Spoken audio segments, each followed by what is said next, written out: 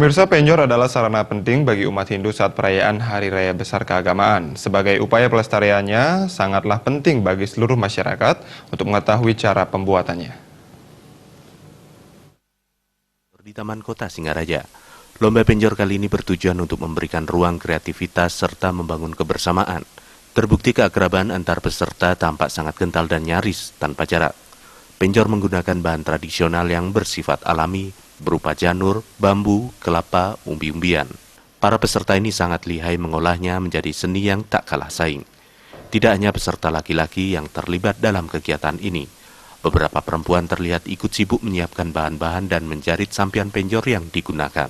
Seneng aja sih, soalnya ada gini menjahitnya kan yang motong janur itu yang cewek gitu, yang jahit juga yang perempuan, yang laki kan cuma masang-masang aja atau mengikat gitu.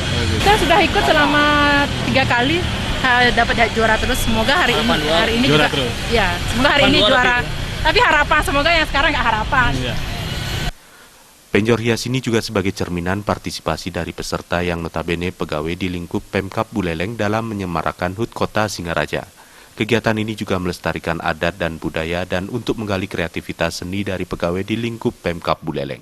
Dan lomba penjor, jadi ini adalah suatu dalam upaya selain melestarikan adat dan budaya dan juga untuk menggali kreativitas seni dan kreasi dari karyawan-karyawati di lingkungan pemerintah Kabupaten Buleleng dalam upaya melestarikan seni budaya, dalam ini adalah penjor. Jadi nanti selain ini juga penilaian dari Dewan Juri dan juga langsung sekaligus sebagai untuk menghias. Kegiatan lomba ini bukan hanya ajang untuk mencari juara, melainkan untuk memberikan ruang bagi seluruh peserta untuk menunjukkan kreativitas mengolah janur dan menjaga kebersamaan. Komang Yuda.